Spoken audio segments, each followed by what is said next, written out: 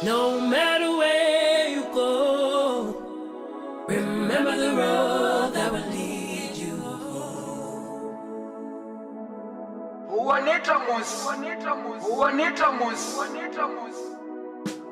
No matter where you go, remember the road. Chances are most of you know someone who has been diagnosed with breast cancer, or you know someone who knows someone who has received the diagnosis.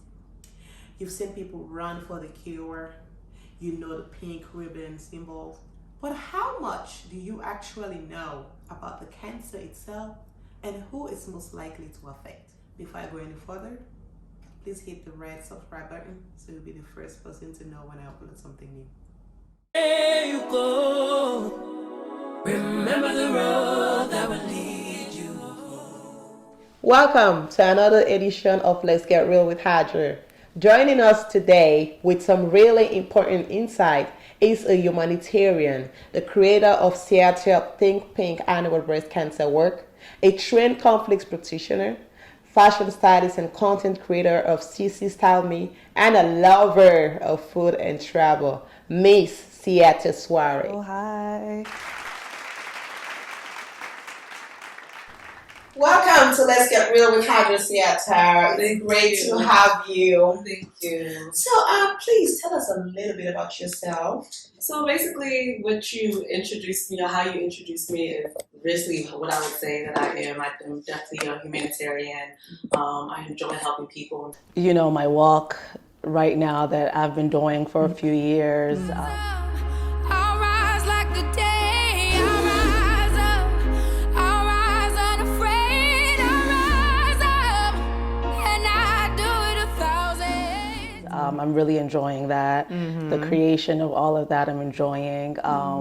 I studied negotiation and conflict management in school. So I do a lot of mediations, negotiations. And I just try to dabble in everything that I can do that I have a passion for. Lately I've been into styling. Wow. I've always loved fashion. So When are you gonna come style me? anytime. Just let me know, girl, anytime. We'll set something up. Yes, definitely. But yeah, no, you know, I just try to do everything that I love, that I enjoy, and you never know where it's going to take you in life. Of course. Yeah. Okay. Wow, that's great. So, Siata, when were you first diagnosed with breast cancer, and what was it like to have breast cancer? So I was diagnosed in 2016, December. But I noticed the lump 2 months before that, in October of 2016. And it was just a regular day. Like, people always ask me, like, what was it like? I didn't feel sick or anything. Wow. Yeah, it was just a regular day going about my business. And I noticed this lump on the right side of my chest. And it wasn't really like in my breast per se. It was more so like my upper chest. And I told my mom about it, and I was like, this feels kind of weird. She was like, yeah, it is, but you know, just go to the doctor and just see what she says. So we have a family doctor that we'll usually go to.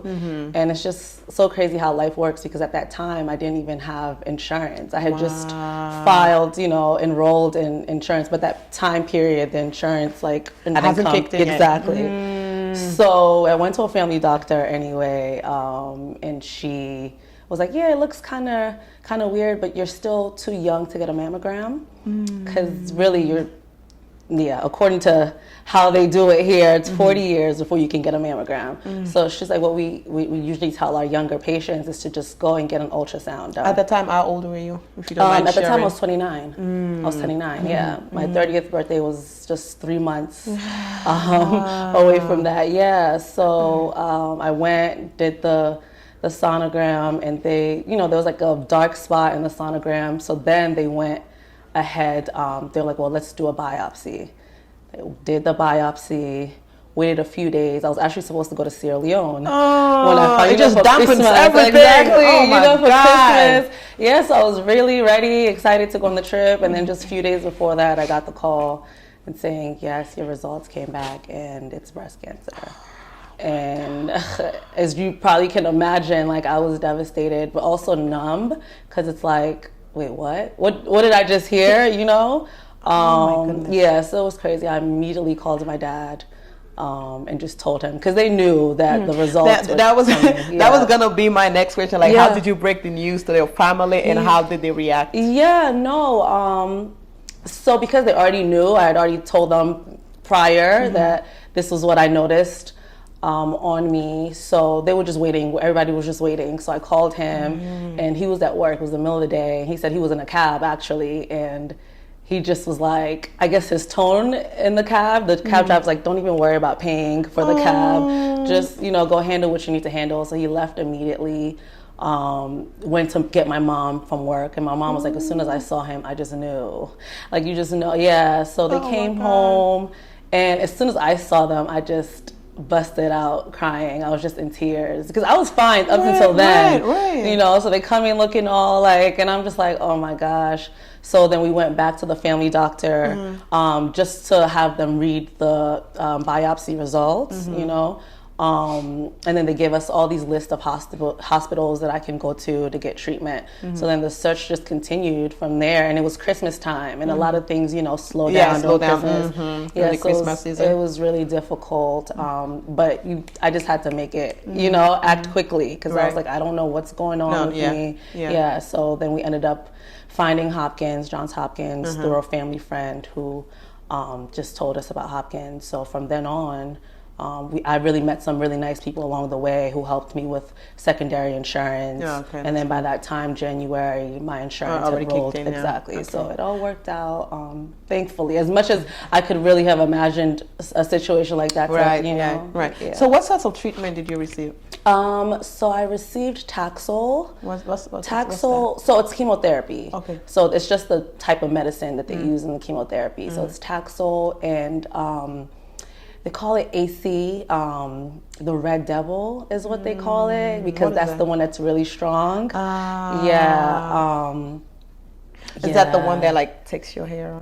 Yeah, my hair fell out, my nails turned black. Oh yeah, the chemo can do a number to you. Oh my goodness. Yes. Especially with that, what is it called? I'm trying to find the exact name. But anyway, especially with that, the AC drug, yes, it makes you. I was very tired. I was exhausted. I was in bed. I would say for like a year. I was just in bed. Tired. Yeah. How were you feeling though? Like your family and, you know, just seeing you go through that It was treatment? tough. It was tough. 'Cause like your body, but it's not only the physical, you know, it's also a very emotional thing. And you have really, your mind, not to say that people who've gone through it haven't been strong, because you just never know how, you know, it's going to react to you. Yeah, but I just had to tell myself, like, I don't have a choice, you know, you're like strong and brave. I just, like, I'm not dying. I got my life to live right. I had just graduated with my master's, like, you know, trying to get back into the work fields. I was like, no, like, I don't have a choice. I'm gonna have to fight. And my parents and everybody around me was so supportive. And my dad would always tell me, Siata, you have to beat this. You have to beat this. Like, so that really kept me going. Yeah. Wow. So how do you stay positive, and do you feel like you staying 100% positive? I do. I'm by nature, I'm a positive person. So that helps. So that really helped. And that's really what I would say to anybody. Try to, but it's hard. And if you don't want to be positive, just the thought of it. If you don't want to be positive, don't be positive, because it takes a lot out of you. But I'm that type of person anyway, so I'm very positive. I still try to like maintain my routine, you know. I still try to keep myself up. Right. Yeah, I mean, that helped me at least. So I wasn't, you know, even staying in bed, I try not to stay in bed too much. You know, I try to get up, walk around, and that's what my doctors would tell me too. Like, if you can move around, but if your body's telling you to rest. So yeah, I try to do the same things, hang out with friends. My friends will come over. Yeah, just try to live a normal life. Yeah. Siata, how important is it to keep the positive mindset when going through this cancer journey? It's very important. It's very important. Like I said, I try to do everything as normal. And I think that's important because it throws you off. It is an illness that throws you off of your game. Whatever you have going on, it dysfunctions. It's a dysfunction, honestly. Yeah. So with me, I tried to, it was really important for me to do things as I had done them before. I think that helped me keep a positive mindset. You know, I still hung out with my friends, like I said. Like, I enjoyed going to the movies, so I'll still go to the movies, watch movies, you know, and just hang out. But that positive mindset is only half of the battle, I would say. I mean, everything else, getting chemo, none of that is fun. But if you can just keep like a little, you know, hope, it goes a long way. Honestly. So during your journey, you never at one point give up? Oh, I did. Oh, I did. I'm not going to sit up here and say that it was a walk in the park because it definitely wasn't. Right. Especially when I noticed like things are starting to change on me, like parts of my tongue will get black, like just crazy things that would happen. I just lost it because it's like I almost like didn't recognize myself anymore. Yeah, but like I said, also with the support that I had from my parents, like I don't know what I did to deserve them, but they were there every step of the way. Like my mom was there with me every step of the way, every chemo appointment. She was there with me, laying on the chemo bed. I was there for hours. I can't imagine what she was going through mentally. Oh my gosh. Yeah, I felt for them as caretakers too. You know, that's a whole nother, like, for them, that's a whole nother thing. But yeah, I think just being hopeful, being positive as best as you can, it really goes a long way. Yeah. And you said the drugs made you sicker. It did. Right. It did. So how was it like on those days? Oh my gosh. So this is what really got me. Okay, my hair fell out. I knew that was going to happen, but they were even trying to tell me to cut my hair before it had even happened. I was like, no. Yeah? I was like, yeah. And I was like, no, I'm not going to cut my hair until I see it actually falling out. Yeah. So what, it was falling out? It was like root coming out of the roots. Like I would just touch it and it would just come out. Yeah. Oh my it would just come God. out. Yeah. Then my nails started changing color. They got black. My toenail, TMI, my toenail fell off. Oh my God. I can laugh about it now, and I thank God. I really do count it all joy, but it wasn't easy. Like I was, you know, I was tired a lot of the times with that AC drug. But then once I got on the Taxol, my energy started coming back a little bit. And then I had a recurrence. I didn't even talk about that. What? Yeah. So my treatment altogether was like 6 months. Chemotherapy, and then I had this big party with like finishing treatment, everything. This was like in July, and then maybe like 2-3 months after that, it came back. Oh my goodness! It came back. Oh my God! In the same kind of spot too. And I got a mastectomy as well. So how did it come back? You felt the lump again? Yeah, I started noticing another, like it was like protruding on my chest. So that was part of also, I guess, the treatment. I had a mastectomy done on the breast that it happened. So how are you coping with that? I'm coping fine, honestly. I don't even know. All I can say is just really God. I have an implant now there because I'm a young woman, unless I'm like stuffing my bra. But I was like, I'll get an implant. And my surgeon, all my team at Hopkins was really, really nice. So, but it was a lot. It definitely was a lot. It came back again just months after. So then we went back again, had to get surgery. So everything all the over. The whole process all over again. Goodness. More chemo, and then now I had to do radiation. I didn't do radiation the first time. So it was more of an extensive... An aggressive... Yeah, exactly, treatment, exactly, because the lump, according to them, was aggressive. So I did I did radiation for about 6 weeks.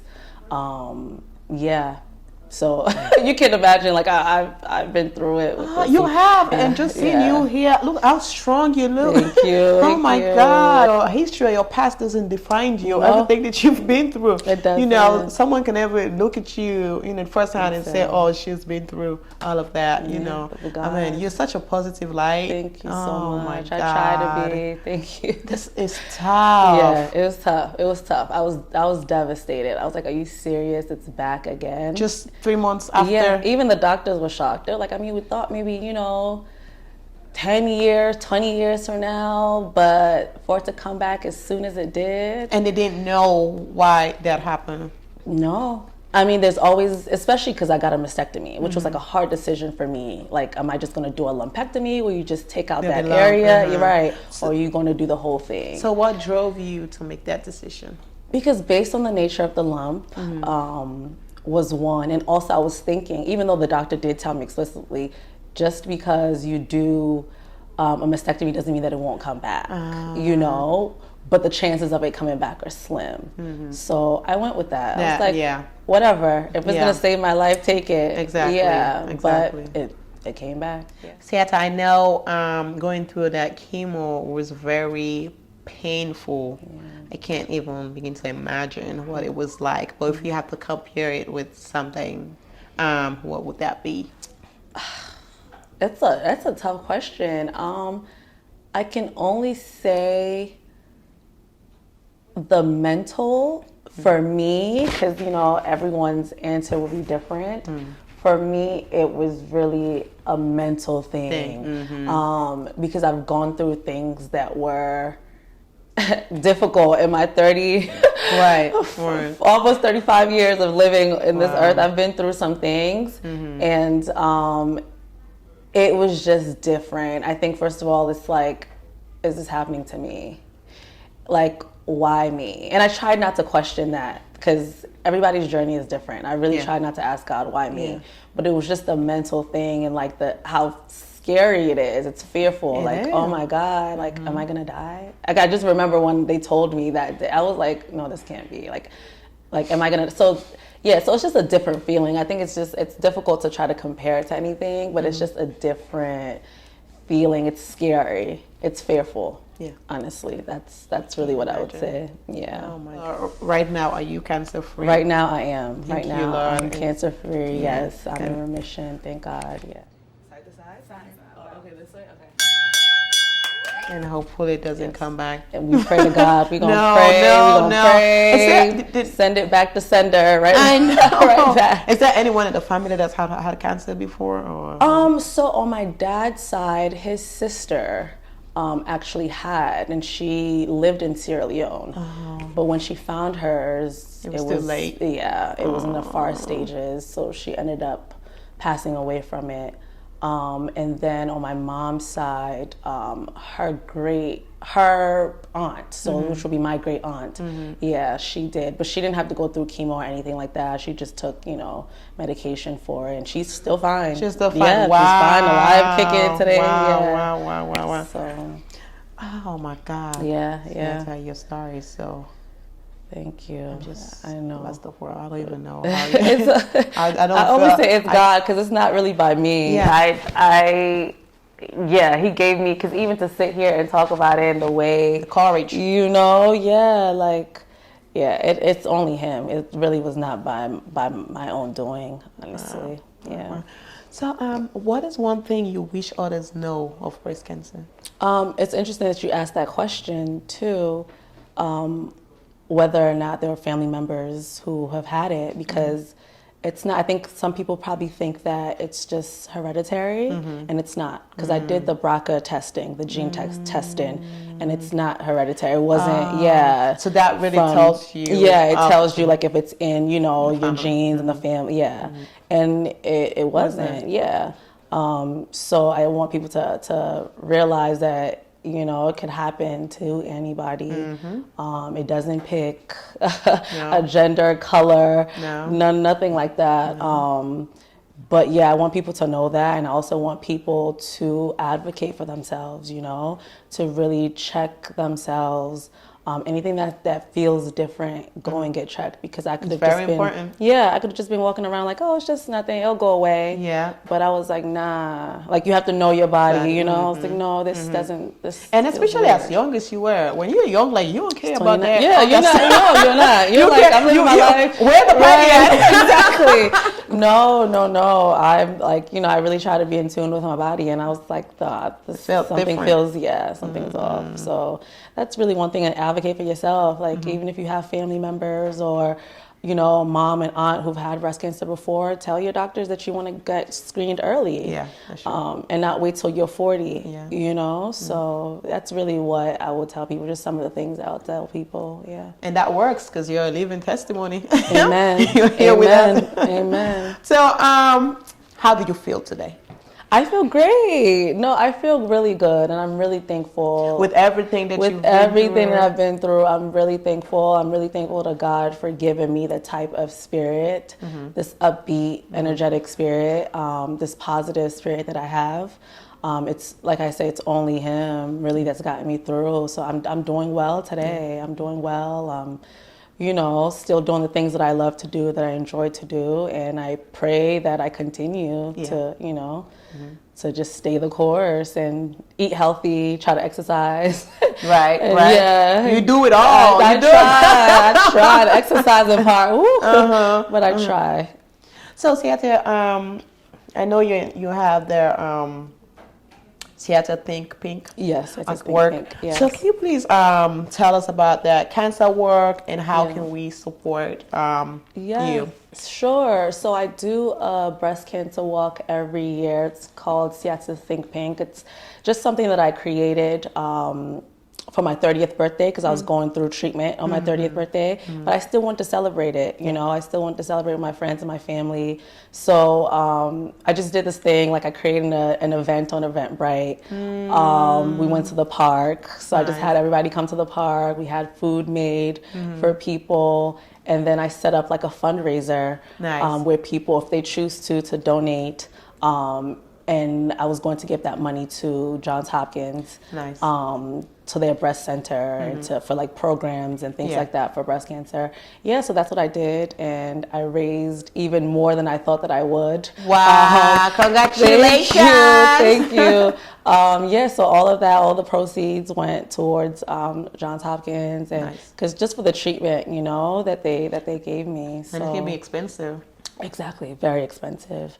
But yeah, everybody was really, really kind and excited to do it. We had shirts made. Well, you're such a light to be around, so I can only imagine. Yeah, it was really fun. We had like pink shirts made, and it was awesom. So that's nice. Yeah. So if someone out there is looking at what to support your cause, how can they? Sure. So the website is actually under construction right now.